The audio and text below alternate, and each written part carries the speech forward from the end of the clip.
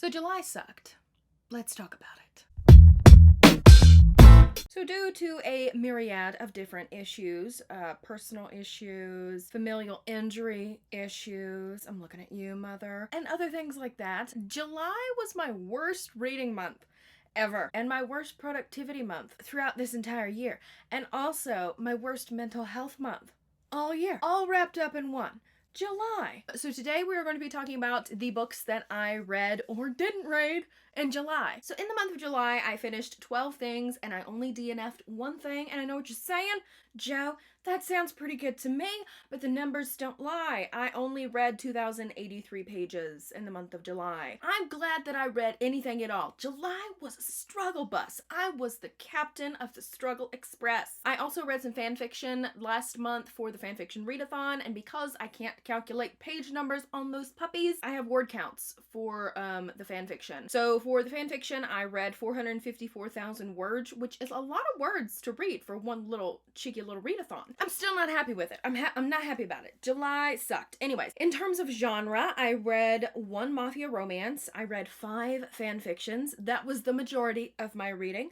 I read 1 adult fantasy, thank God, 1 sci-fi, and 4 volumes of manga. This is my lightest romance month of the year, I believe. In terms of star ratings, they weren't great either. I had 3 3-star books, 4 3.5-star books, 4 4-star books, and 1 4.5-star book. So no 5 stars, no new favorites. That just feels like robbery to me, okay? All right, scoocheroo, let's get into it. All right, so the first book that I finished in the month of July was Forgivable Sins by Adelaide Forrest. This is book 2 in the Blondie Crime Syndicate. I read book 1, which I think is Bloodied Hands, in May. Was that when the Mafia Readathon was? I believe so. I read it for the Mafia Romance Readathon. I really liked that one. This one I didn't like as much. So this is Samara and Lino's book, and Samara's family were actually like the house cleaners, the maids. Her mom was like the cleaner of Lino's house. Anyways, Lino has been obsessed with her since day one, and his dad never let them be together. Obviously, he like barely tolerated them being friends. Samara eventually moved on and got married, but that guy that she married ended up being a nasty abuser, and so she is at the beginning of this seeking divorce.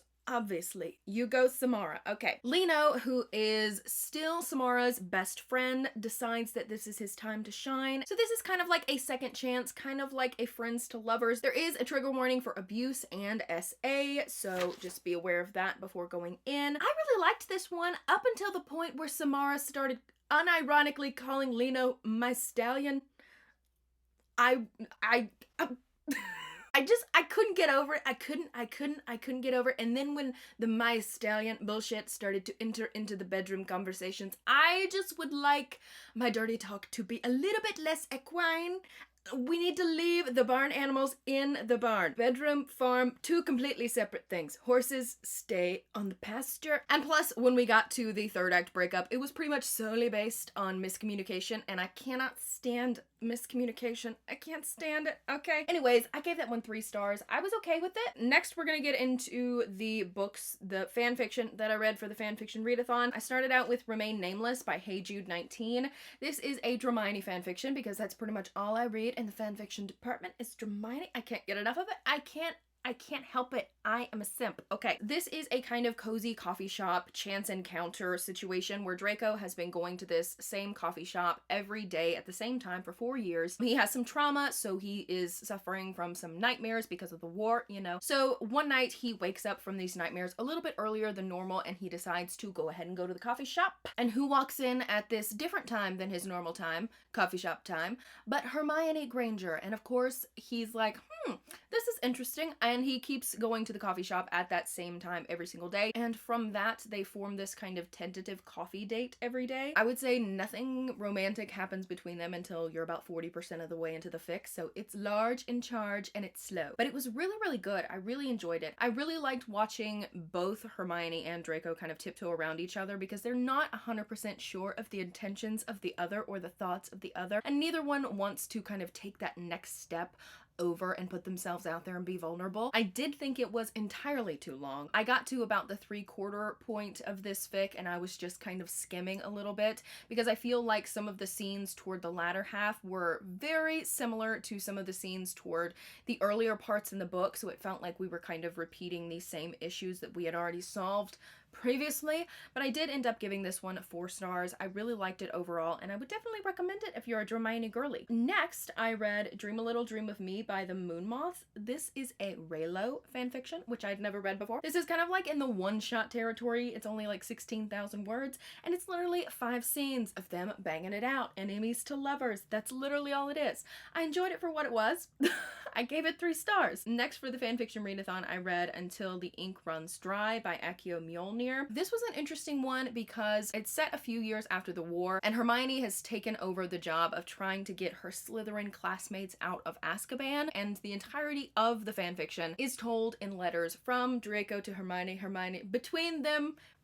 So then they become tentative friends and then kind of flirty. This Draco and Hermione did feel a little bit younger for me. They felt more in the new adult category, which I liked, but I didn't love. I like my Draco and Hermione like upper 20s, in their 30s, more mature, if you know what I mean. So this one was very flirty and fun and kind of innocent. It did leave me wanting more from the story, so I gave that one 3.5 stars, and then right after that one, I found out that there was a companion one-shot called Indelible Ink, and this gave me the more that I was wanting in the previous fic. This follows Hermione and Draco's relationship after she inevitably gets him out of Azkaban. I gave that one 3 stars. And lastly, for the fanfiction readathon, I read In Silence and Submission by Jillian Eliza. This is a BDSM friends to lovers Dramione fanfiction. This one is one that I was seeing everyone and their mama and papa reading over on Instagram girly, and I was just like, you know what, I'm gonna pick it up. And I really ended up liking this one. Like I said, this is a friends to lovers Draco and Hermione, which I didn't think that I needed. I was pretty happy with the enemies to lovers plot, I'm not gonna lie, but I did really like that dynamic. The only thing is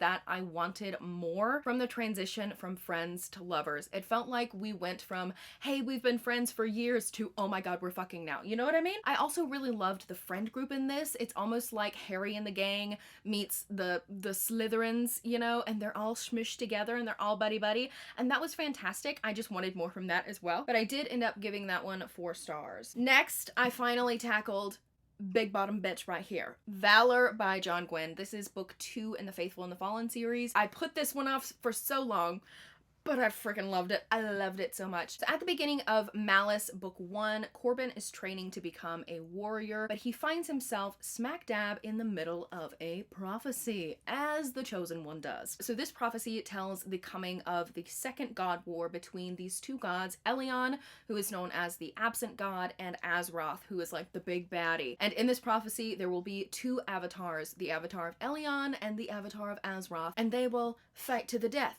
Pretty much. This series is filled with, obviously, gods, monsters. There is some great animal companions that I absolutely loved. It's got a massive cast of characters and so many politics and plotting. Even the villains are so complex and well written. You don't really know who's good and who's evil. It's cutthroat. It's brutal. There was a lot of death. A lot of death and dying. Pretty much every chapter in this is a punch to the gut, and it was so fucking good. I gave this one 4.5 out of 5 stars. Next, I finished Exit Strategy by Martha Wells. This is book 4 in the Murderbot Diaries. This is a adult sci-fi like novella series following this creation called Murderbot. It's like half human, half robot, and its main purpose is to protect these humans who are going on intergalactic missions. But this one, we actually get to revisit some of our people from book 1, and I was so happy to see them, you have no idea. And I liked this one a lot, but I feel like I'm kind of coming to a point where I'm not sick of the series, but it feels very repetitive, especially because the entirety of the book is written like in Murderbot's head, and it is like a lazy creation, and all it wants to do is watch its reality TV. And although that was really, really charming and fun at first, I'm like on book 4, and I'm tired of hearing about what is the damn TV show that he watches? It's not Sailor Moon. Sanctuary Moon. Oh my gosh, it's called Sanctuary Moon. That's all it talks about, is its reality TV shows and how much it doesn't want to help humans, but it kind of wants to help humans. The one thing that I'm really enjoying seeing throughout this series is Murderbot kind of opening up to its own humanity and accepting the fact that there are humans out there who treat it nicely and that actually care about its existence, you know? So I am enjoying that. I did enjoy this one. I gave it 3.5 stars. I feel like I do need to take a little bit of a break from the series. We're gonna take a little bit of a break.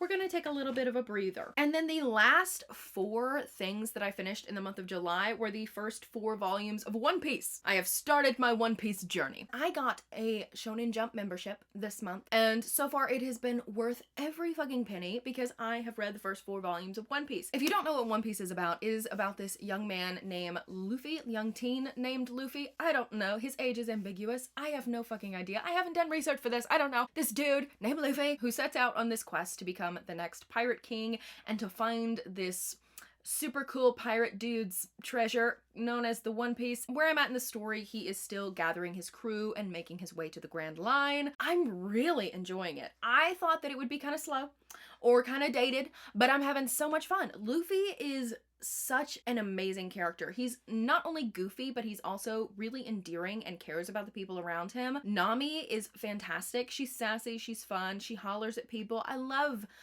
being hollered at. And Zoro, whose name is Zolo in the manga, but his actual name is Zoro. I don't know. He is fucking awesome. He's a swordsman. He has a sword in both of his hands and he has a sword in his teeth and he uses like the 3-sword technique. I don't know. He's fucking cool. And so far I'm loving it. I'm loving the stories. I really like the villains as well. There's like this clown villain named Buggy the Clown, and his whole crew are like circus themed. It's just so quirky and fun and weird, and I am enjoying it so much. It's been so much fun. So those are all of the books that I read in the month of July. Hopefully August will be better. I am so tired. But that is all I have for you guys today. I hope you guys enjoyed this video. Please make sure to like and subscribe if you have not already.